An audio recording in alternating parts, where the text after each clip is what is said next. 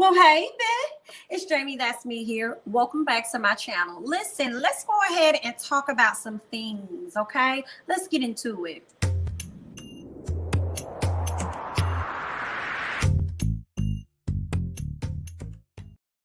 All right, I kind of want to talk about Black love, right?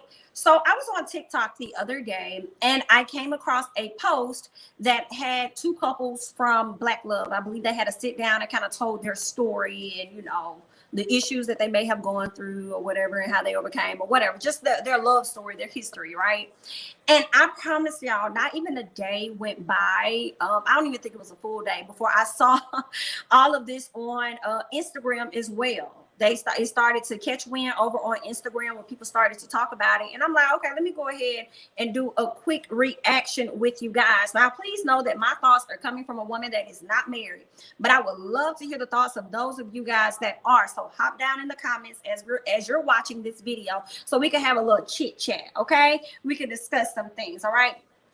First thing first, the first couple we're going to talk about is going to be Michael Elliott and Mecca Elliott. And before I really get into some things, when I was watching, matter of fact, let me say it, yeah, because it's on my mind.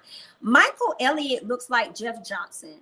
I don't know if you guys remember Jeff Johnson, but look him up. I think that's his name, Jeff Johnson. He had dreads or whatever, and he was like a host or something for BET or whatnot. And I'm like, is that your daddy? Because y'all kind of look alike. That's number one.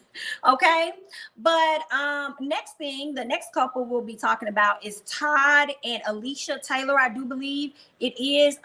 They actually had infidelity in their marriage. They also led to a death of somebody, but we're going to go ahead and get into that a little later after we get into Michael and Mecca. So let's go ahead, or Mecca. I think I'm saying her name wrong. Michael and Mecca. So let's go ahead, put them on the screen so that we can go ahead and talk about them. Okay. All right, let's get into it, y'all. Let me get this off the screen and let's watch, listen, learn, and talk. And I was a hairstylist, and my client was in the chair and she was on her iPad scrolling through profiles. And she's like, what do you think about him? Is he cute? And she just was scrolling through. And I was like, wait, back up. Do you know who that is? Like, I just freaked out. And she was like, what do you mean? I was like, that's Michael Elliott. Like, Michael Elliott. So a week later, I was like, okay, I'm gonna join, make a profile, and then I'll reach out and put a cute picture up and maybe he'll respond to me. And he did. We chatted for a few. So she was already attracted to this man because she knew exactly who he was, okay? She must have knew, by knowing his face, it came with a little bit of money. So she had to make sure that she go ahead and lock him up. But she probably wasn't the first woman out there trying to get to this man. A few months, and then he just really wasn't feeling me. So I sent a bikini pic because I was like, Michael Elliott. So a week later, I was like, okay, I'm gonna join, make a profile, and then I'll reach out and put a cute picture up and maybe he'll respond to me. And he did. We chatted for a few months, and then he just really wasn't feeling me. So I sent a bikini pic because I was like, I gotta get his attention. She said, I'm going to Miami for ABFF, the American Black Film Festival. I was speaking or teaching a masterclass of screenwriting at that particular year's event. Baby, stop.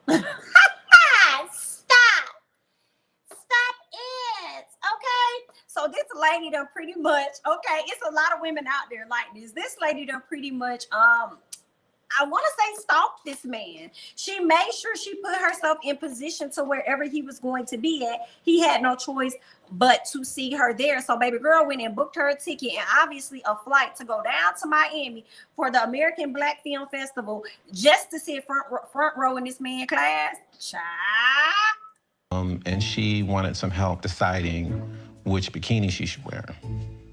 First of all, I got there early to the class. I sat in the very front row. I wore a bright red dress. I was like, you are going to see me. And then she was beautiful. Short hair, perfect color on her skin. So he invited me to a premiere of a movie that night. And we were in the taxi on our way to the premiere, and he held my hand in the taxi, which was like strange. I was like, Okay, so this might be something other than just him being my mentor. And for me, it was love at first sight. I remember calling my mom and literally telling her I met my husband. We dated, I like to say non-exclusively, for years. 5, to be exact. 5 years of this back and forth. Like, he really was super duper undecided about what he wanted to do.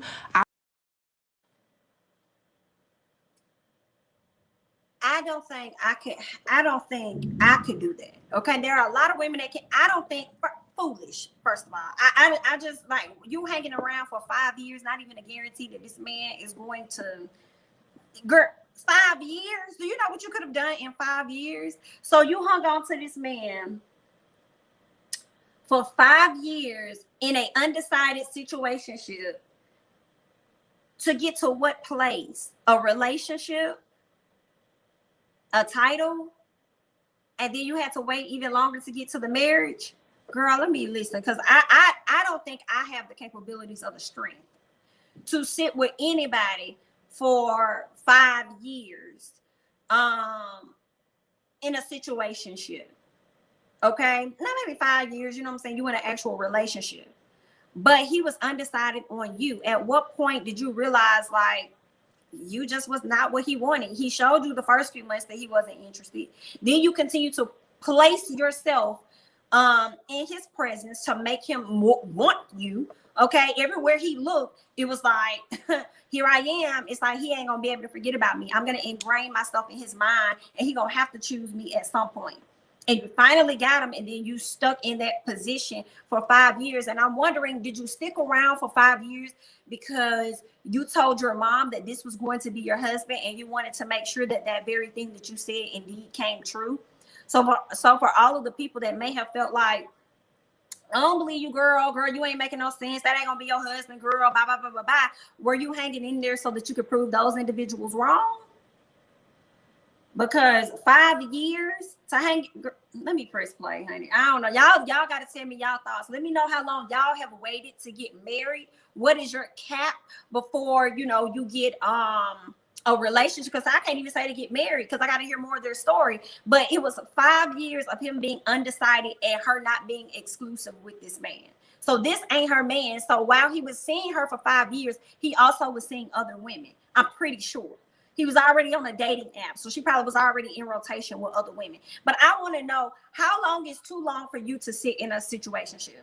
Or is it like, girl, no, he got to let me know right off the bat within the first 3 months how he moving, what we doing, what's what. Y'all let me know y'all thoughts. And then a little further down the line, after you let me know how long you'll sit in a situationship or undecided on what y'all doing, or courting, or whatever people want to call it, let me know from actually dating exclusively, being in a relationship, how long do you expect to be in that before you actually decide to get engaged? Let me know your thoughts. Or how long was it for you from dating to engagement? Let me know. Engagement, marriage, I want to know all of that down below, please. Okay, let's get into it. I was very clear where I stood in his life and what I wanted for us. And it wasn't just my age. It was more so he just wasn't ready, So he will pull disappearing acts for months at a time and just vanish. Like, we will be off having a beautiful time.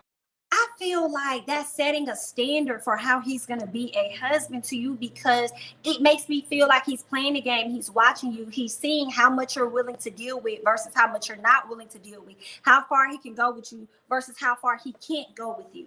And the fact that you say he pulled disappearing acts, meaning he did it multiple times during this 5-year span, and you was just trying to be the woman to show him, I'm just going to hang around, I'm going to always be there.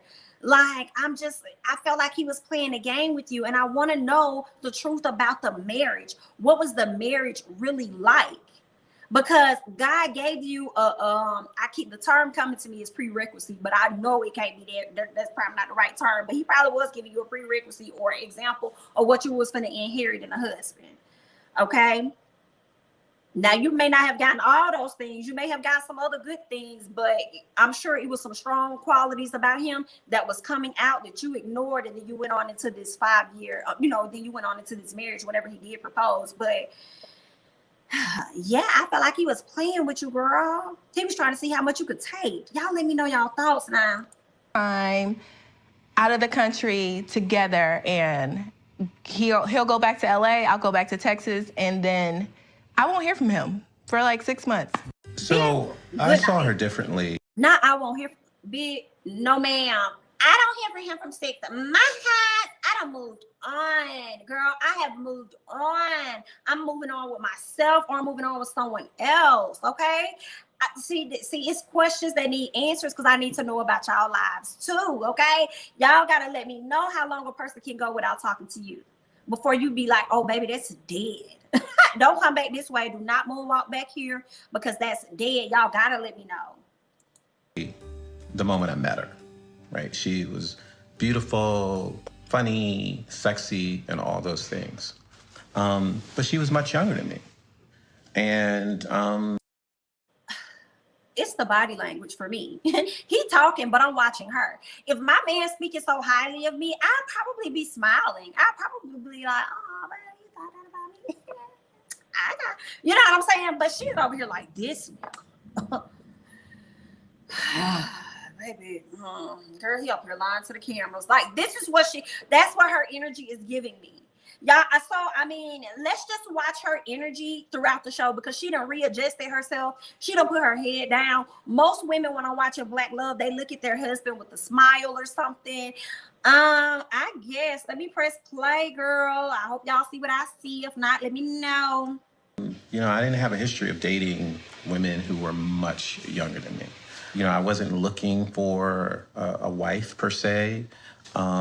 Clearly, baby. Clearly, you weren't looking for a damn wife, okay? Clearly. I just wasn't. I wasn't there. She made herself your wife before you could even make her your wife. She already said it. Lord, this is my... Mama, come here. I done met my husband. He go. Yeah, okay, her mom probably like, what the hell is you talking about? Watch what I tell you, mama. That's gonna be my husband. Watch me. And she made sure that dream came true. And I wasn't there for years. I definitely put her through a lot. But in my defense, I was just doing me. I was living in LA. I never told her I loved her, which was significant for me, because I had used that word many times before.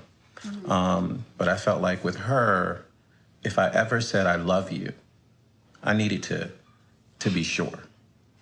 And, one day, the words I love you. I feel like him saying that, like, I've used that word many times before, but with her, if I ever told her that with her, then of course I need to be sure, because she gonna take it further than where the hell it really needs to go. And I've already pigeonholed her in the position that I want her to be in for the moment. So I gotta make sure that don't never fly out my mouth. Girl, this man was never for you. One day, the words I love you kind of slipped out. And It wasn't like I consciously said the words. Like, this sounds corny, but I do write romantic comedies, but it was like my heart said it, and then I was like, what did you just say? I was ready, but I was always unsure. I'd been married before. I didn't want to make a mistake. So I was non-committal for many years, right? But I realized that the woman that I was supposed to marry was already in my life. It was like God sort of flashed scenes, like a movie. And the scenes were every significant, life-changing moment that I had, both personally, financially, and professionally, that had happened since I met Mecca. She was present. At every one of those moments, she was either there in the room, she was the voice, she was the reason, like, she was a part of all of those moments. And Yeah, she was there. She definitely forced herself there. It was like stalkerish. But then after I guess y'all started being in the situationship, she positioned herself accordingly to make sure that she was seen by you, so that you would have this very moment that you're having now. She was there for everything. And then I guess that was in the moment when you decided that you probably was going to move forward with this lady. She should have dropped him like a bad habit, though, for sure. Sitting up there waiting around for him to commit. He don't know what he wants, and he don't need to get anything. Period. Let me go press play. That was confirmation for me. I moved to Texas, and a few months later, on my birthday, 4 days before my birthday, Mecca said, "What do you want for your birthday?" And I said, "I want you to be my wife." And so we got married on my birthday in 2015. They got married on his birthday. So it seems like he had her in a situation for such a long time, honey. Had that lady in that situation for such a long time what was the point in even going to a relationship? I know that's right. So he decided to go ahead and propose to her. So, I guess that was good. But her body language, I don't know if you guys was watching that. It definitely seemed like he was a bit off for me. I don't know if she was tired of this man or if he was gaming the cameras or something like that. But something was off. But what I did come across, okay, was that they actually ended up separating or divorcing or whatever, but she has a very unique term for it. So I'm gonna go ahead and play the video of them announcing the fact that they decided to not be together. And I think this could have been like at the end of 2020. So let's go ahead and get into that. And I'm Mecca. And some of you may remember us from season 3 of our favorite show, Black Love. But what you may not know is shortly after we taped the show, which was the summer of 2018. Yeah. We began a really rough patch, as you know, many married couples go through. And it got heavy, it got hard, and ultimately we decided that it was best that we transition. Sorry, you guys. From being married to being friends, being family. Yeah. And it was a big decision for us. For sure. And I think, the knee-jerk reaction is divorce. Like, that wasn't the plan, but now it's divorce. And all that we've been told about divorce is it's an ugly thing. Yeah, it's messy. We didn't want that. No, absolutely not. We made the conscious decision that if we were going to do this, we were going to honor each other, honor what we shared. We've been together almost a decade in each other's lives and married 5 years. And so those things were important to us. And when we made that decision that this was no longer, we were going to transition, we didn't even use the word divorce because we don't like the negativity that's really attached to divorce. We created a term, I created a term called authentic uncoupling. And I was really determined. Interesting. Now, I'm not mad at them being able to, split, in a nice way, a positive way. It don't have to be all that negativity that comes with divorce. So I kind of like the approach that they've taken. Miss Mecca gives me the vibe that she may have grown a lot during this process. And I'm wondering whose decision was it ultimately to ask for the divorce, and then the other person went along with it. I wonder who wanted the divorce initially. But I guess it don't matter now, ain't it? Okay, because they came together and decided that we're not going to do this no more. So I have to commend them on that. To make sure that we ended this union with honor, with love, with respect. And we still had our friendship, because that's something that you and I have always shared as a beautiful friendship. We have family, we're business partners, and still carrying on with our business ventures together. So that's interesting. Still carrying on with girl.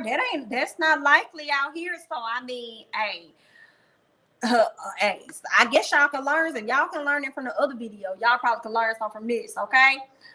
So maybe cheating wasn't involved or anything in their marriage. It could have been simple, like she's younger than him, like he said, and it could be that maybe she wants kids, and him being an older guy, that may not be something that he wants, and that could have been something that ended up separating them. But overall, you know, I think that's awesome for them to be able to get to a place where they are good, they're on good terms, they're still able to do business, and just, you know, let it be what it is. He was rumored to be dating Garcelle, and I believe that was as early as what, last year or earlier this year or something like that. So I saw her strolling down the street with him, honey. But let her tell it on Real Housewives of Beverly Hills. She ain't got nobody. So, I mean, we'll just see, honey. But that is the story dealing with Mecca and Mike Elliott. I want to hear y'all thoughts on that. What are your thoughts about her waiting around for 5 years in an unexclusive, you know, situation? Basically what I'm calling a situationship. Okay. Y'all don't have no title at all. That means he's free to date whoever he wants to. I guess some will also call that an open relationship. He jumped straight from that right to, hey girl, will you marry me? I want to know from y'all, how long would y'all wait around, you know, for a title? How long, you know, just like a girlfriend status, how long will you wait around after that for an engagement ring and then marriage? Leave your thoughts down below. But before we go, y'all know we got to get into this other couple that I want to go ahead and watch over here. This is Alicia and Todd Taylor, I do believe. So we're going to get into their story and what all they had to go through with their black love. Let's watch, y'all. Let's see. About 14 years, 15 years since we started to get on track. But even though we were on track that far back, we still weren't healed. Yeah, there was still brokenness. From our past brokenness that we caused in our marriage. You know, so that took time to really recognize and address, because we were notorious for running or burying it under the rug. There was a big infidelity in New York that took me 10 years to heal from. 10 years. 10 years. And we were going through the motions, because with that infidelity, 10 years to heal from, and you stayed in this relationship with this man, and it took you 10 years to get over. Okay, when I say this, I be thinking about Iyanla Van Zandt, because this her emotion right here. She loves doing something like up in the core. Okay, so that's how I'm feeling. Like, girl, what? It took you that long to heal? Were you denying the therapy? Every time you looked at him, you couldn't get over it. You just could not trust him. What else was it about it? 10 years? Because I'm like, girl, you could have left. You could have moved on. I've been wondering, what is it about these men that just be keeping people holding on? I feel like y'all be hanging on to marriages like our elders used to hang on to jobs, being on jobs for 30, 40, 50 years. Who said that? Girl, millennials, we not doing that. You disrespectful. We don't like it. We up and we out. Okay. Now you can't do that with every relationship, honey. Okay. I understand that. But if somebody just taking you for granted, okay, they being disrespectful to the union, you're not obligated to hang around. I don't give a damn what y'all talking about is in the Bible. Okay, y'all, I'm not gonna be sit up here dealing with disrespect, because they say we can do bad all by ourselves. Okay, so them 10 years, you could have been healing within yourself and with yourself. Why did you hang around? Let's get back. You don't want to wish it on your worst enemy. We had to experience murder through that. I was held at gunpoint with my own gun and watched the mistresses I was living with at that time killed in front of me, which... Listen to me. Look at the wife look up. Now, she had been looking down for quite some time, but as soon as he said something about the mistress being murdered, she looked up. And I'm not saying nobody did nothing, but what I am saying is I'm confused. So who had the gun? Who had the gun that was pointed at you? Who was the person that killed the mistress? See, y'all about to make me do some research and try to find out about this story, because this right here ain't adding up. See, now it makes sense why Miss Girl said that it took her about 10 years to heal from that. Okay? She probably, girl, listen, that lady probably had bad dreams and everything going on because of some shit you did. Because of some shit your ass did. Baby, girl, I would have been out. I had to rewind it just a little bit. Living with at that time killed in front of me, which she had to bear that burden too. Yeah. We lost our home to arson. Our home was burned down. But Slick, why she had to bear that burden? What was that about? She had to bear that burden too? What do you mean? She had to bear that burden because you was grieving? Bear what burden? And see, this is where you got questions of who shot who? Who killed who? Cause why she gotta bear the burden of what you put her through? Well, of course, of what you put her through, but why she had to bear the burden of somebody else being dead that she ain't had nothing to do with? I don't know. Some don't sound right. Then an innocent person was killed rushing to the fire of our house burning down because of our mess. It was hard. Our mess. Our. Our.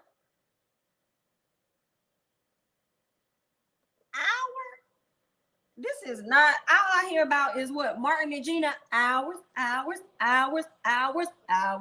No hours. What? You started this shit. What you mean? You talking about some hours? Child, that's why I ain't married now. What you mean? I ain't got shit to do with it. Okay, that's me all day. That ain't no. That's yours. Hilarious. To get through. And we had some counseling, and we thought that we were okay when we left New York. Yeah. We thought we were okay because the counseling was intense. So Miss Thing done passed, and y'all done fled. So y'all left New York. Listen, I'm not creating a story, y'all. I don't want to create a story surrounding these people of details I don't know. This is literally just my reaction off of me watching this show and this video, and I'm watching it and I'm like, this is how it's adding up to me. That's why I got to do research to make it unadd up, okay, in the way that I'm adding it up in my head. Okay, let's go ahead and press play. And then we moved out here and, Swept it under the rug. he swept it under the rug. And I'm like, why couldn't we have this 15 years ago? But I guess it's all. What do you mean why we couldn't have this 15 years ago? It sounds like you was the one that was out here cheating. You should have asked yourself why y'all couldn't have that 15 years ago. What? In God's timing, because if we didn't have it, we wouldn't have had the testimony to go through to give people hope that you can, We were assigned to write. We were assigned to write these letters of forgiveness during this program that Hassani had. Okay, give me the tissue. And don't make me. But y'all know what though? This be that unconditional love that a lot of us lack. Okay? Because unconditional love has absolutely no conditions by any means necessary. I'm gonna love you. I'm gonna be here. No, my shit be coming with conditions.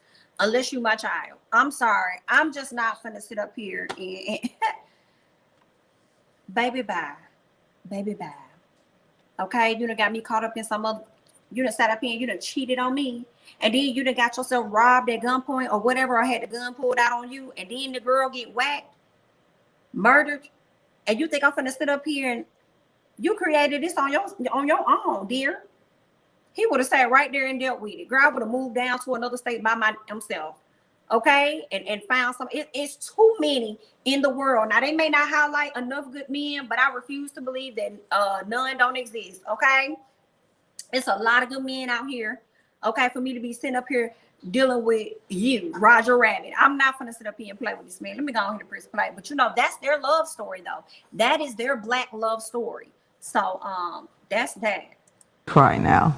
And he gave us hours to write these letters, and then we came back and then we had to read them, and Todd read his first, and within 2 minutes we were all like boo-hooing in there. There was tears and wet carpet everywhere, and wet carpet, and he just spoke from his heart, and I really felt the realness that I needed, and then when it was my turn, I did the same thing, but the one thing that was said in there that was, I guess, explosive for Todd was that I owned up to my infidelity. And I said, I am truly, truly sorry for doing what I did.